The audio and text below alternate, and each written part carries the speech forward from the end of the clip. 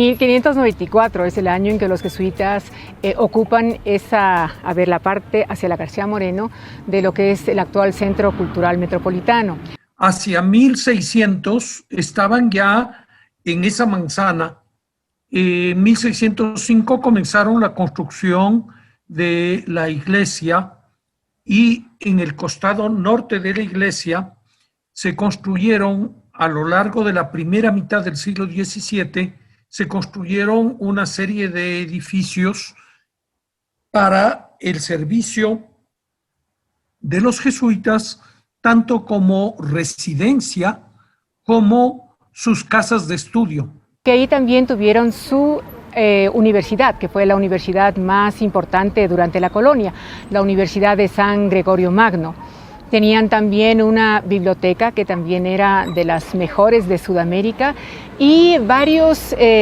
patios que se dedicaron a diferentes actividades. Era solamente un edificio de 2 patios, simétrico, con un planteamiento simétrico, con un eje de simetría central y 2 patios con claustros alrededor, es decir, con corredores y aulas alrededor de los 2 patios, 2 pisos, 2 niveles, una planta baja, una planta alta y en la parte delantera hacia la calle García Moreno un tercer piso con 2 alas interiores que daban a los patios. Los jesuitas en 1622 abrieron la Universidad de San Gregorio Magno, tenían ya el colegio de San Ignacio de Loyola, pero además a mediados de ese siglo pudieron comprar los terrenos o adquirir los terrenos por permuta al otro lado de la quebrada, porque recordemos que esa manzana estaba atravesada por una profunda quebrada que baja desde el Pichincha y que cruza transversalmente la ciudad para salir al Machángara. Entonces los jesuitas, teniendo un gran arquitecto como fue el hermano Marcos Guerra, consiguieron no solamente terminar su iglesia, sino también los edificios para su uso, que como mencioné, y también el canalizar y rellenar la quebrada de manera que se hicieron dueños de toda esa manzana grande que por el un extremo da a la Plaza Mayor y por el otro extremo da a la Plaza de San Francisco. Pues esta universidad, cuando los jesuitas fueron expulsados en 1767, va a sufrir un cambio trascendental, porque la universidad va a funcionar todavía unos añitos más después de la expulsión de los jesuitas, pero después va a terminarse y va a ocurrir algo muy importante, que es que va a ser fusionada con la otra universidad que existía en Quito, la Universidad de Santo Tomás de Aquino, de los dominicos, y a partir de entonces va a establecerse una universidad pública, la Real Pública Universidad de Santo Tomás de Aquino. Lo que en realidad pasa es que se fusionan estos 2 centros y va a ocupar el espacio que anteriormente ocupaba la Universidad de San Gregorio Magno. En el tiempo en que esta universidad pasa a ser pública, tenemos a un personaje muy importante, que es Eugenio Espejo, porque la biblioteca que pertenecía a la Universidad de los Jesuitas pasa a ser también la biblioteca pública, y esta biblioteca va a ser dirigida por Eugenio Espejo. Es que mientras estuvo en este edificio realizó dos eventos importantísimos, que son la publicación del primer periódico, Primicias de la Cultura de Quito, y también el establecimiento de la Sociedad Patriótica de Amigos del País de Quito. Hacia 1790, una parte del edificio va a ser ocupada como cuartel, y a pesar de que en momentos diferentes y a lo largo de los siglos siguientes se pidió a los militares que desocuparan esa parte del edificio, nunca se logró que lo desocuparan también hasta bien entrado el siglo XX. Una vez que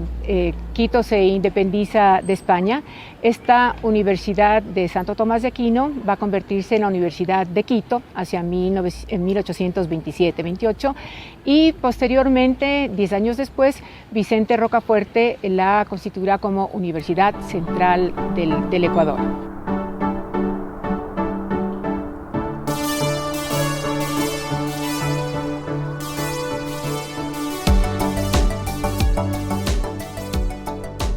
La araucaria es un árbol, es una conífera del hemisferio sur y fueron introducidas en el Ecuador desde Chile por el presidente de la República, Luis Cordero, que fue un gran botánico, no solamente un gran botánico, sino también un gran quichuista. Él hizo un diccionario quichua español quichua. Era un académico de la lengua, pero además era una persona que conocía perfectamente el idioma quichua, pero además era un gran botánico. Él fue el que introdujo las araucarias desde Chile. Esas araucarias probablemente tienen unos 100 años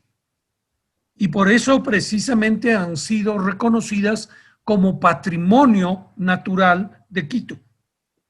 En el patio de las aulas, que es el patio sur, hacia la calle García Moreno, se va a establecer el primer jardín botánico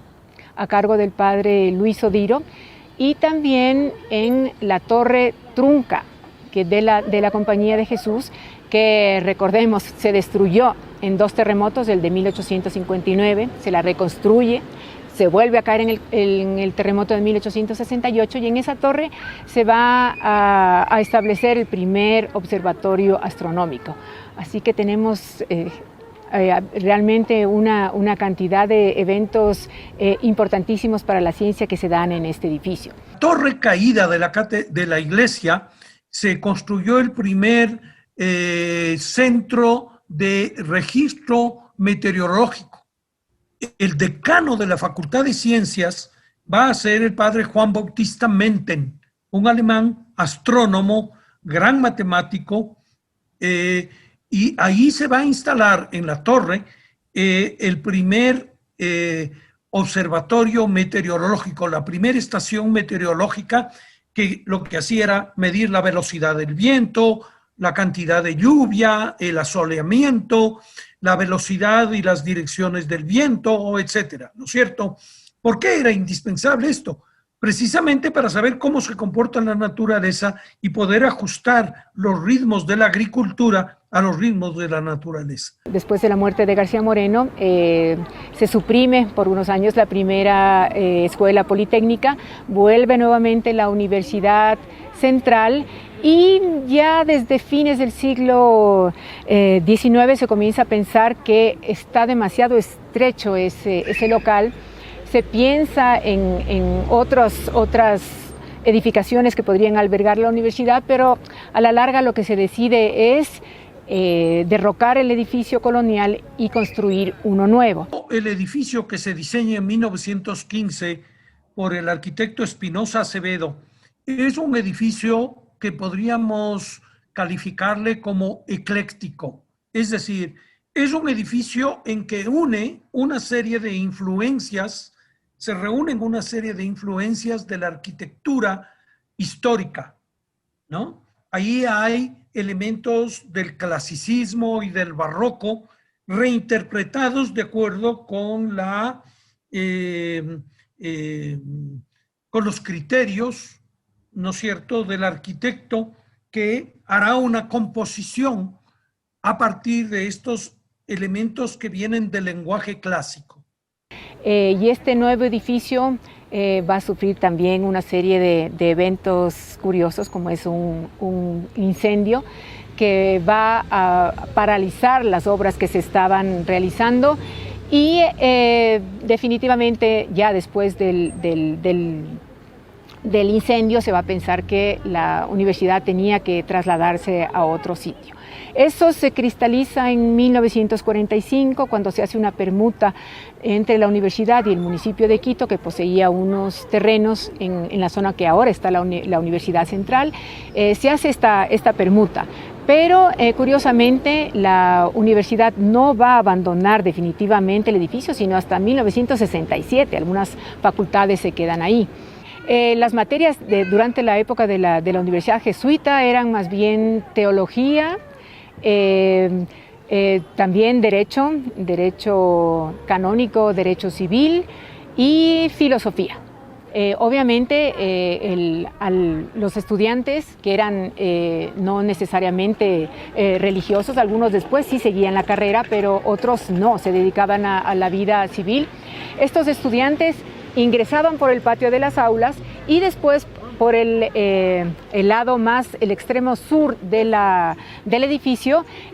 había como un pequeño corredor donde estaban ubicados unos confesionarios y era un poco la transición entre la parte civil, digamos, hacia la parte religiosa. Por ahí iban los estudiantes y se podían comunicar tanto con la iglesia como con el salón de actos que estaba en la parte de atrás. Ahora, este pasadizo se cerró en 1791 porque como la universidad ya no era jesuita y ya eran varias instituciones que funcionaban ahí, entonces se cerró esta comunicación directa que había entre la